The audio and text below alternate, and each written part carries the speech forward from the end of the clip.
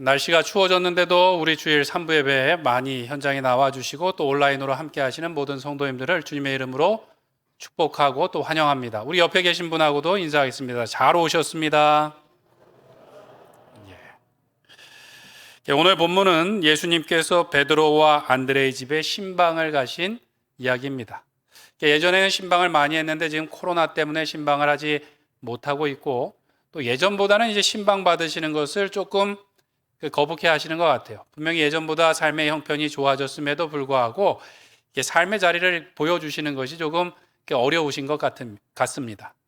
그리고 교역자라는 것 자체 때문에 아마 부담을 느끼시는 것 같아요. 뭔가 평가받는 거 아닌가라는 생각을 하시는 것 같은데요. 신방은 한국의 목회의 오랜 그 방법 중에 하나고요. 신방을 해야 그 가정의 형편이나 사정도 잘 알게 되고 기도의 제목을 잘 알게 됩니다. 그리고 신방받는 것이 참 복된 것은 우리 가족만 거하는 공간인데 목회자와 성도들이 함께 와서 그곳에서 하나님의 이름을 부른다라는 것은 그곳이 하나님의 거룩한 성전이 되는 것이죠. 모든 성도들과 함께 예배하는 처소가 되는 것입니다. 그 복된 일이 오늘 베드로의 집에서 있게 되는데요. 그날은 그 안식일이었습니다. 마침 우리가 지난주에 살펴본 것처럼 안식일에 예수님께서 회당에 가르치시고 베드로의 집으로 오셨어요. 아마도 이 가버나움에서 사역하시는 동안 이 베드로의 집에 잠시 머무르셨던 것은 아닌가라는 생각을 해보게 됩니다. 그 회당에서 예수님께서 가르치시고 사람들이 다 깜짝 놀랐습니다. 권위 있는 새 교훈이로다. 귀신도 그 말씀에 순종하는도다. 그러면서 예수님에 관한 소문이 온 갈릴리에 퍼졌다라고 28절에 말씀하고 있어요. 그런 예수님께서 이제 베드로의 집에 오시는 거예요. 베드로가 예수님을 따르기로 결단했지만 예수님이 이전보다 더욱더 유명해지셨어요. 아마 베드로의 어깨에도 힘이 잔뜩 들어갔을 것 같습니다. 그러기도 하고 한편으로는 좀 부담스럽기도 했을 것 같아요. 어떻게든 잘 모셔야 되겠다라는 생각을 했을 수 있겠죠. 근데 집에 들어가 보니까 일이 있었습니다. 무슨 일인가 하니까 장모님이 열병에 걸려서 누워 계셨어요. 의사였던 누가는 누가복음에서 기록하기를 중한 열병을 앓고 있는지라 라고 말합니다. 의사였던 누가가 보기에도 이 열병이 굉장히 심각한 것이었다는 거예요. 집안에 이런 환자가 있는 상황에서 신방을 받는다는 것이 결코 편하지는 않았을 거예요. 그런데 오늘 말씀해 보니까 베드로가 이 사실을 몰랐던지 아니면 별로 신경을 안 쓴 건지 좀 이상해 보입니다. 왜냐하면 예수님께서 베드로의 집에 들어갔을 때 장모의 병에 대해서 예수님께 말씀드린 것은 베드로가 아니었어요. 30절에 보니까 사람들이 곧 그 여자에 대하여 예수님께 여짜온대라고 말하고 있습니다. 예수님께서 베드로의 집에 들어가시니까 그 가족들이나 사람들이 와서 이 여인이 병들었습니다. 이러저러합니다. 상황이 혹시 고쳐주실 수 있으신가요? 라고 이렇게 여쭤봤다는 것이죠. 즉 이 말은 베드로가 미리 알고 예수님 저희 집에 장모님이 지금 조금 몸이 많이 안 좋으십니다. 오셔서 고쳐주세요라고 말한 것이 아니라 다른 사람들이 이야기했다는 거예요. 베드로는 아마 좀 무심한 사위였던 것 같습니다. 장모님께서 중한 열병으로 누워 있는데 잘 알지 못했던지 아니면 별로 이렇게 신경을 못 쓰고 있었던 것 같아요. 왜 그런가? 아마 베드로의 마음속에는 다른 일들로 아마 가득했던 것 같아요. 무슨 일인가 하면 예수님에 대한 소문이 온 갈릴리에 퍼졌으니까 이제 예수님과 동행하며 예수님을 도와드릴 일에 대해서 그의 마음이 가득했습니다. 또 베드로는 주님 제가 모든 것을 버리고 예수님을 따랐습니다 라고 말할 정도로 헌신된 제자였습니다. 그러니까 베드로의 마음속에는 가정이나 가족의 일은 아마 두 번째, 세 번째, 네 번째로 뒤로 밀려 있었을 것 같습니다. 이런 베드로의 모습은 36절, 37절에도 나오는데요. 새벽 미명에 예수님께서 기도하러 가셨어요. 베드로가 예수님의 뒤를 따라갔다라고 성경은 말합니다. 뒤를 따라가서 예수님께 말하기를 모든 사람이 주님을 찾습니다라고 말합니다. 뒤를 따라가서라는 말은 추격하다, 추적하다라는 뜻이 있어요. 새벽에 보니까 벌써 사람들이 날이 밝자마자 예수님을 찾아서 온 겁니다. 베드로가 보니까 예수님이 안 계시니까 예수님을 찾아서 나간 거예요. 그 말은 베드로가 예수님이 새벽에 나가셔서 기도하신다는 사실도 알고 있었고 대충 어디에서 기도하신다는 사실도 알고 있었던 거예요. 그는 예수님을 찾아가서 주님, 지금 여기서 뭐 하십니까? 지금 사람들이 아주 구름대처럼 밀려옵니다. 어서 가시지요 라고 말했던 것 같아요. 베드로는 기도하는 예수님을 본받기 위해서 예수님을 따라간 것이 아니라 사람들 앞에 예수님을 세우기 위해서, 사역을 위해서, 일을 위해서 예수님을 쫓아간 것이죠. 예수님을 추적해 갔을 뿐입니다. 이렇게 베드로의 마음이 분주하고 부풀어 있었던 것은 예수님의 인기 때문이었던 것 같아요. 아까 말씀드린 것처럼 회당에서 예수님께서 가르친 이후에 예수님에 대한 소문이 온 갈릴리에 퍼졌다는 것이죠. 그리고 오늘 본문에 보니까 32절 33절에 모든 병자와 귀신 들린 자를 예수님께 데려오니 온 동네가 다 그 문 앞에 모였더라 라고 말씀하고 있어요. 안식일이 되자마자, 안식일이 끝나자마자 온 동네 사람들이 다 모여들었어요. 온 동네 사람이라고 안 그러고 성경에 보니까 온 동네라고 되어 있습니다. 그 말은 병자들, 귀신 들린 사람들, 도움이 필요한 사람들 뿐만 아니라 그들을 데리고 온 사람들, 그리고 또 한 사람들은 무엇인가 하면 구경하기 위해 온 사람들도 전부 다 모였다는 거예요. 베드로의 집 앞이 바로 동네의 중심이 되었다는 거예요. 갑자기 베드로의 집이 무엇이 되었는가? 부흥의 장소가 되고 치료소가 되었던 겁니다. 그러니까 베드로의 마음이 한껏 부풀었던 것입니다. 다음 날 새벽에도 사람들이 몰려드니까 그는 예수님을 빨리 찾아서 사람들 앞에 세우고 싶었던 것 같아요. 베드로의 마음속에는 예수님께서 그가 바라던 대로 이제 위대한 선생님이 되시는구나, 메시아가 되시는구나 라는 마음을 가지고 아마 꿈에 부풀었던 것 같습니다. 예수님 옆에서 자신도 이제 뭔가 큰 일을 할 것으로 기대했겠죠. 그래서 틈만 나면 제자들이 예수님 보이지 않는 곳에서 투닥거렸어요. 뭐라고 투닥거렸는가? 누가 더 큰지에 대해서 다투었습니다. 누가 넘버 2냐, 누가 넘버 3냐, 이걸로 다투다가 예수님께 혼난 적이 여러 번 있었습니다. 그리고 제자들 중에는 주의 나라가 임할 때 우리를 좌편과 우편에 앉혀주세요 라고 이렇게 노골적으로 청탁을 했던 이들도 있었다라는 것이죠.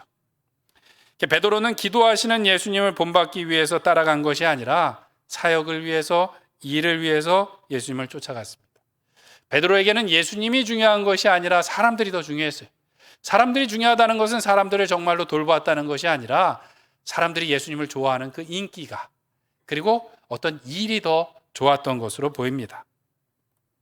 우리도 예수님을 믿는다고 하지만 내가 믿고 싶은 예수님을 믿고자 할 때가 있어요.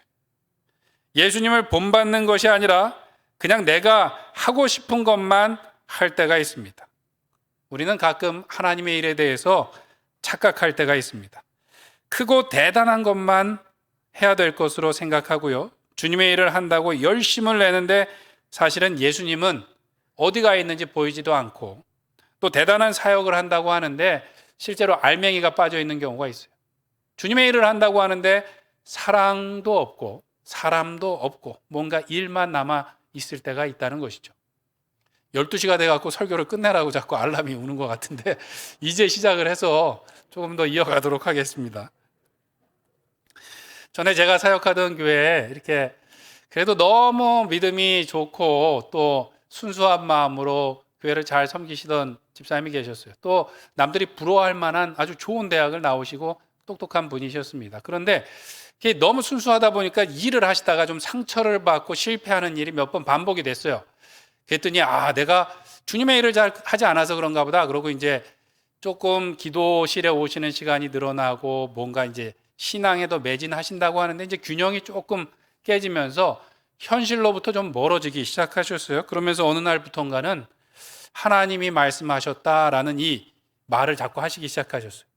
주님께서 나에게 말씀하셨습니다 라고 하면서 세계적인 일을 걱정하기 시작하셨어요. 세계의 기근과 경제적인 위기와 전쟁과 이제 뭔가 대재앙이 오고 하나님의 심판이 임할 것이라는 얘기를 저 듣는 데서는 안 하시고 구역에 가서 자꾸 하시는 거예요. 그러니까 이제 초신자분들은 이게 무슨 말인지 이제 헷갈리시고 어렵기 시작했습니다. 제가 따로 만나서 몇 번 권면하고 잘 설명을 했는데도 불구하고 그때는 맞습니다, 목사님 그러시고선 또 얼마 지나면 또 그런 얘기를 하시기 시작했어요. 이분은 다가올 큰 일에 대해서 본인이 매우 큰 사명을 가지고 있다고 생각하셨습니다. 기도하시고 이제 사실은 균형이 좀 깨진 거에 대해서 제가 좀 가르쳐 드리긴 했지만, 문제는 뭔가 하면 혼자 개인이 그냥 그렇게 조금 기도를 더 많이 하시고 조금 편중된 건 상관이 없습니다. 그런데 자꾸 뭐가 문제냐면, 본인이 들은 하나님의 말씀을 자꾸 다른 사람에게 강요하시는 게 문제예요. 본인이 순종하면 되는데 자꾸 다른 사람들을 고치려고 하는 거죠. 이분은 대단한 사명과 사역을 한다고 하면서 이게 사랑과 사람은 없어지고 뭔가 이상한 일들만 하셨어요. 저에게 자꾸 쪽지를 주시면서 이걸 원로 목사님에게 좀 전해주세요. 쪽지에는 뭐라고 적혀 있냐면, 회개하라, 그렇지 않으면 불심판이 내릴 것이다, 막 이렇게 적혀 있습니다. 집사님이 갖다 드리세요. 그랬더니 그건 안 된대요. 이제 여러 가지 신앙의 면에 대해서 설명하긴 했는데, 문제는 뭐냐면 이분이 균형이 깨져 있었어요. 뭔가 실제로 그분이 돌봐야 되고 행해야 될 일들에 대해서는 내팽개치고, 멀리 있는 일, 또 큰 일에 대해서만 애쓰고 있었습니다. 가장 중요한 문제가, 가장으로서 가정을 돌보셔야 되는데 가정을 돌보지 않은 지 너무 오래됐어요. 가족들이 그냥 알아서 살아가고 있는데, 힘든 건 뭐냐면 자꾸 이 돌발 행동을 해갖고 많은 사람들을 곤란하게 만드는 거예요. 이제 부인 권사님도 자녀들도 말리는데 말릴 수가 없었어요. 제가 모셔서, 집사님, 하나님의 일을 그렇게 하신다고 하는데 가정도 힘들어하고 사람들도 힘들어하고, 집사님 누군가를 위해서 중보하시고 사랑하시는 것이 아니라 항상 뭔가 심판에 대해서 막 지적하시고 비판하시는 일들만 있다. 하나님은 질서의 하나님이시고 하나님은 사랑의 하나님이십니다, 라고 설명을 드렸습니다. 이분은 너무 큰 사명, 앞으로 있을 일에 대해서만 생각하면서 지금 당장 순종해야 될 것은 다 놓치고 있었다라는 것이죠. 우리도 교회 일을 너무 큰 것으로만 생각할 때가 있습니다. 하나님께 큰 영광을 돌려야지, 그리고 초대형 교회에서 하는 사역들을 부러워하면서 뭔가 잘 해보고자 하다가 시작도 못하는 경우가 있고요. 또 너무 일을 잘 하려고 하다 보니까 실제로 우리가 신경 써야 될 사람들에 대해서는 놓치는 경우가 있고, 사랑을 실천하는 것이 아니라 어떤 사역으로서 일만 남는 경우가 있다는 것이죠. 그런데 오늘 본문에 보니까 예수님의 모습은 좀 달랐습니다. 원래 하나님의 권능이 임하는 곳은 예루살렘과 예루살렘 성전이었어요. 그런데 예수님께서는 오늘 베드로의 집으로 방문하셔서 그곳에서 주님의 일을 하십니다. 온 동네가 다 그곳에 모여서 하나님의 권능을 보게 되었다는 것이죠. 무슨 일을 하셨는가? 먼저는 베드로의 장모의 손을 잡아 일으켜 주심으로 치료하셨어요. 그러고 났더니 그 다음에 모든 많은 병자들과 많은 귀신 들린 사람들이 다 모였다는 거예요. 예수님께서 그들에게 손을 얹어 고쳐주셨습니다. 누가복음 4장에 보면 이 똑같은 말씀을 일일이 그 위에 손을 얹으사 고치시니 라는 말씀이 나옵니다. 예수님께 나온 모든 도움이 필요한 사람들에게 한 명 한 명 안수해서 고쳐주셨다라는 것이죠. 예수님이니까 당연히 그렇게 해야겠지라고 생각하시는데요, 바로 앞에 나왔던 모습과는 좀 다릅니다. 회당에서 가르치시고 귀신을 쫓으실 때에는 그렇게 하지 않으셨어요. 손 하나 까딱하지 않고 더러운 귀신아 그 사람에게서 나가라 라고 명령하시니까 귀신이 순종했죠. 사람들이 놀랐던 이유는 다른 사람들처럼, 귀신을 쫓는 사람들처럼 온갖 난리를 막 피우고 하는 것이 아니라 그 말씀의 권위로 귀신을 쫓아내시더라는 것이죠. 그래서 사람들이 권위 있는 새 교훈이로다 라고 깜짝 놀랐던 거예요. 그런데 오늘 보니까 예수님께 나온 병자들과 도움이 필요한 사람들을 고치실 때는 어떻게 했어요? 한 명 한 명 손을 잡아주시고 한 명 한 명 손을 얹어서 안수해서 다 고쳐주셨다라고 말씀하고 있습니다. 이 모습이 오늘 조금 다른 모습이에요. 오늘 본문에 보면 예수님의 어떤 모습을 우리에게 말씀하시는가 하면 섬김에 대해서 말씀하고 있습니다. 사실 오늘 본문에 섬김은 다른 사람에게 쓰였어요. 31절에 보면 고침을 받은 베드로의 장모가 그들에게 수종들더라라고 말씀합니다. 수종든다라는 것은 섬기다라는 표현인데요, 베드로의 장모가 누군가를 섬길 수 있을 만큼 즉각적으로 다 나았다라는 표현이기도 하고요, 중한 질병에 걸렸지만 예수님을 믿음으로 그가 낫고 나서 망설이지 않고 주저하지 않고 즉시로 누군가를 섬기는 일에 헌신했다라는 것을 이야기하고 있습니다.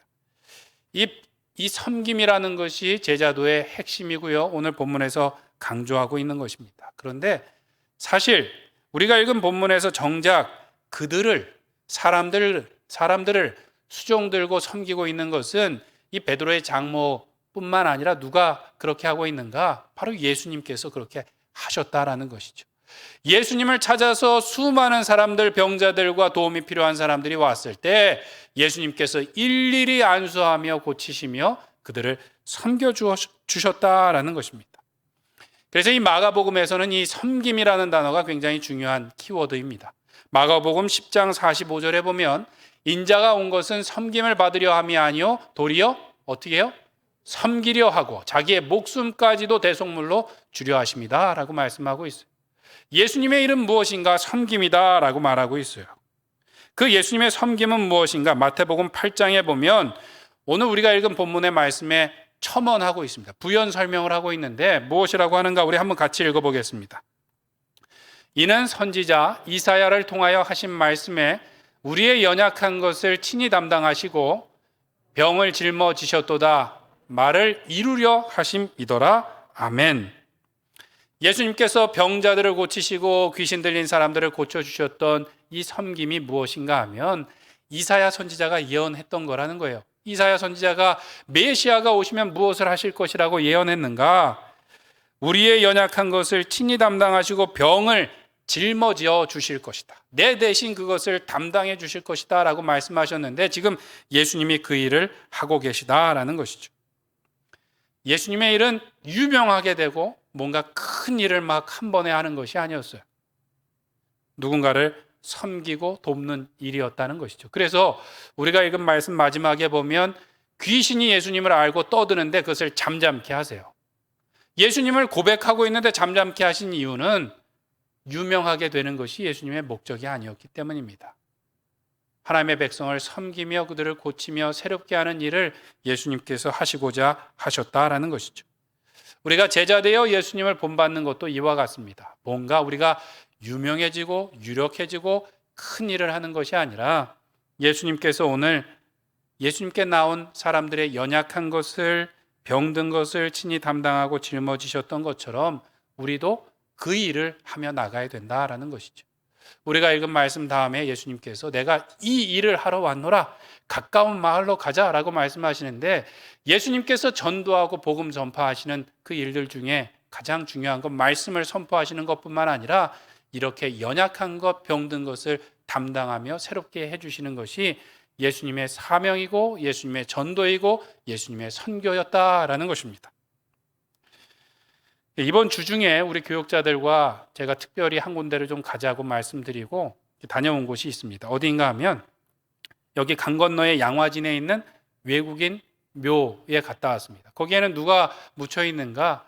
우리나라 초기에 들어오셨던 선교사님들의 묘지가 있는 곳입니다. 제가 대학 때 다녀오고 한 30년 만에 다시 갔는데요. 갈 때마다 이렇게 마음의 충격을 받고 감동하고 놀라는 것 같습니다. 우리를 위해서 이렇게 헌신하신 분이 많이 계시구나라고 한번 놀라고요. 두 번째로는 그곳에 선교사님 가족들의 묘가 많이 있습니다. 우리가 잘 알고 있는 언더우드 선교사님의 가족의 묘, 아펜젤로 선교사님의 가족의 묘, 그다음에 셔우드 홀 선교사님의 가족의 묘 이렇게 되어 있습니다. 가족의 묘가 있다라는 것은 굳이 이곳에 오셔서 3대 4대가 그냥 묻히신 것이 아니라 이곳에서 3대 4대를 이어서 선교하고 섬겨주셨다라는 것을 이야기합니다. 그 외국인 묘지 중간에 언더우드 선교사님 그 가족 묘 옆에 윌리엄 제임스 홀 가족의 묘가 있습니다. 그 묘비에는 셔우드 홀 가족의 묘라고 되어 있는데 셔우드 홀이라고 되어 있죠. 제임스 홀이라는 선교사님의 아들이 셔우드 홀인데 묘지에는 셔우드 홀 가족의 묘라고 되어 있습니다. 그분의 아버지 제임스 홀은 1860년도에 캐나다에서 태어나셨어요. 예수님을 믿고 내가 주님을 위해 헌신하겠습니다. 소외되고 어려운 사람들을 섬기겠습니다라고 헌신하셨어요. 미국 뉴욕에 가서 의학 공부를 하고 이제 인턴을 하고 있을 때 또 다른 주님을 믿는 여인을 만나는데 로제타라는 분을 만납니다. 이 여자분도 하나님을 위해 헌신하기로 하고 의료 선교사가 되기로 하고 의학 공부를 하고 있었어요. 이 두 분이 하나님도 사랑하고 보니까 비전도 비슷해요. 그래서 서로 사랑하고 우리 결혼합시다 그러고 약속을 딱 했습니다. 그래서 제임스 홀이라는 분하고 이 로제타라는 분이 의학 공부를 하고 이제 사명을 감당하고 결혼을 해야 되는데 문제가 생겼어요. 제임스 홀이라는 분은 그동안에 내가 중국에 가서 주님의 일을 하리라 라고 이제 마음을 먹고 있었고, 로제타라는 이 여자분은 나는 조선으로 가리라 라고 마음을 먹고 있었어요. 왜 그랬는가? 이 로제타라는 여성분이 의학 공부를 하는데 교수님께 이런 얘기를 들은 거예요. 중국과 일본 사이에 조선이라는 나라가 있는데 더 낙후된 나라다. 더 어려운 나라인데 그곳에는 남자 의사가 없어서 여자들이 치료받을 방법이 없다라는 뭐 이런 얘기를 듣고 나서 나는 조선이라는 곳으로 가야 되겠다 라고 마음을 먹었다는 것이죠. 그래서 이 둘이 어떻게 합의를 했을까요? 합의가 안 되고 제임스 홀은 중국으로, 로제타라는 분은 조선으로 갔어요. 사랑했지만 사명을 위해서 이제 헤어졌어요. 그런데 누가 더 상대를 사랑했는가? 제임스 홀 선교사가 아마 더 사랑했던 것 같아요. 선교부에다 요청을 해서 나는 조선으로 가야 되겠습니다. 그러고 이제 선교지를 변경해서 조선 땅으로 와서 이 로제타라는 여인과 같이 이제 결혼을 해서 한국에서 결혼한 최초의 외국인 부부요 선교사가 되었다라는 거예요. 그래서 이제 한 부부가 이 의료 선교 사업을 계속해서 힘써서 하게 되는데, 한국에 온 지 4년 만에 이 제임스 홀 선교사님이 34살에 그만 장티푸스로 먼저 세상을 떠나게 됩니다. 4년 만에.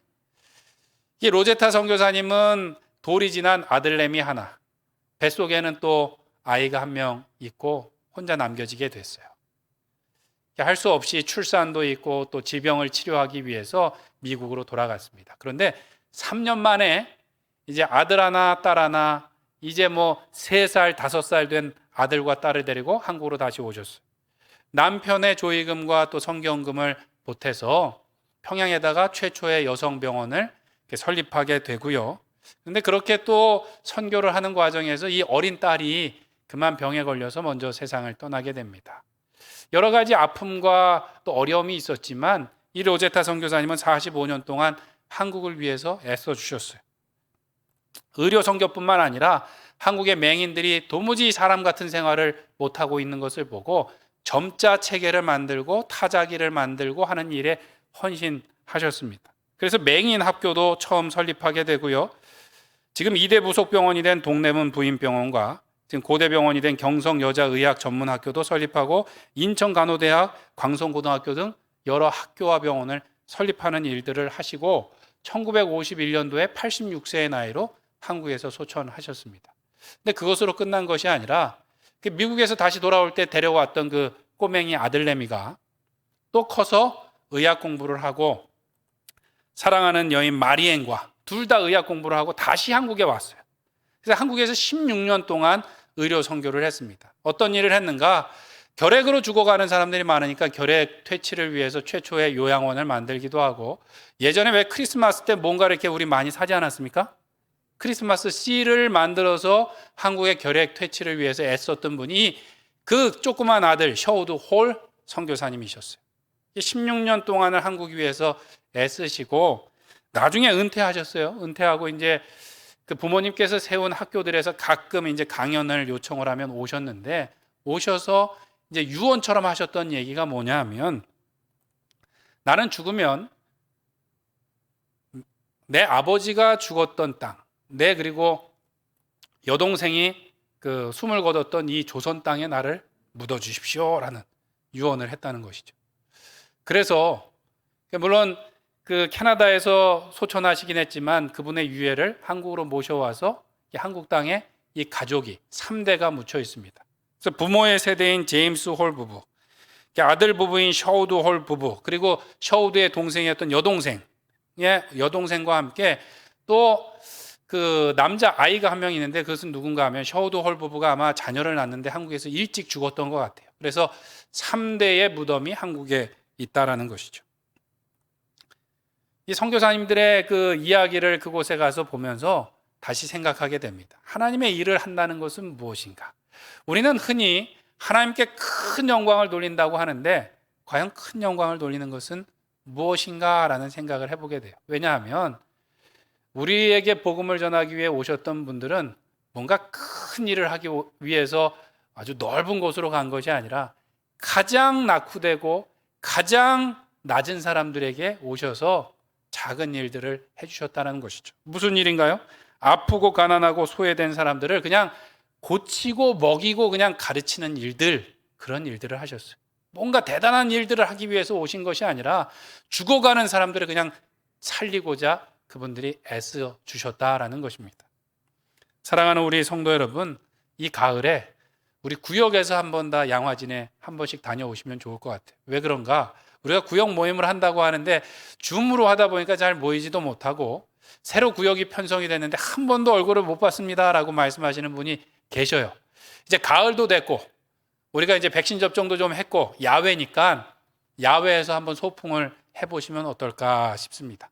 서로의 얼굴도 보고 우리에게 복음을 전해준 선교사님들의 이야기도 보면서 뭔가 새로워졌다 그래서 제가 가보니까 그 QR코드가 그 묘소마다 있어요. 이 카메라를 갖다 대시면 그 선교사님과 그 가족에 대한 이야기가 이렇게 딱 들립니다. 그래서 우리 구역에서 한 번씩 가셔서 우리의 신앙을 다잡는 시간이 되셨으면 좋겠습니다. 그래서 우리 교역자들하고 한번 가서 사진을 남겨봤습니다. 우리 성도님들께서도 구역에 가셔서 이렇게 한번 신앙 교육도 하시고 사진을 찍어서 우리 함께 공유해 주시면 좋을 것 같습니다. 사랑하는 성도 여러분, 예수님께서는 섬김을 받으러 오신 것이 아니라 섬기러 오셨다라고 말씀하셨고, 그 섬김이라는 것은 우리가 생각하는 것처럼 유명해지고 대단한 일을 하신 것이 아니라 아픈 사람, 배고픈 사람, 병자들, 도움이 필요한 사람들에게 일일이 손을 얹어서 그 연약한 것을 친히 담당하시고 그것을 대신 짊어주시는 일을 하셨다라는 것입니다. 지금도 우리 교회 가운데 또 우리 구역 가운데 이런 일들을 본받아 하시는 분들이 있어요. 제가 매주 구역의 보고를 받고 이렇게 읽다 보면 그 마음이 찡한 사연을 받기도 합니다. 몸이 아픈 구역 식구를 위해서 그렇게 밤이고 낮이고 한 번씩 돌아보고 전화하고 기도해 주시고 뿐만 아니라 혼자 계신 분과 함께 그 집에 가서 주무시면서 기도해 주시고 섬기시는 우리 구역장님들, 권찰님들 또 구역원들이 계시다는 것이죠. 예수님을 본받아 예수님의 일을 한다는 것은 아주 거창한 일을 하는 것이 아니라 우리에게 부탁하신 사람들의 연약한 것, 아픈 것, 어려운 것을 친히 담당하고 우리가 대신 짊어져 주는 것인 줄 믿습니다. 사랑하는 우리 로뎀교회 성도 여러분, 예수 그리스도를 본받아 우리에게 맡겨주신 우리의 지체들의 그 연약하고 아픈 것을 우리가 대신 담당하고 친히 담당함으로써 예수님을 닮아가고 예수님의 사랑의 열매, 믿음의 열매를 맺어가시는 우리 로뎀교회 성도님들 되시길 축원드립니다. 기도하시겠습니다. 사랑이 많으신 하나님 아버지, 오늘도 주님 앞에 나와 예배하며 예수님을 닮아가게 하심을 감사합니다. 오늘도 우리를 섬기기 위해 오시고 우리에게 본을 보여주신 예수님의 본을 따르게 하여 주시었고, 예수님의 본을 따라 우리의 지체에 연약하고 병들고 아프고 배고픈 것을 우리가 친히 담당하며 주님을 닮아가는 우리 모두가 되게 하여 주시옵소서. 예수님의 이름으로 기도합니다. 아멘.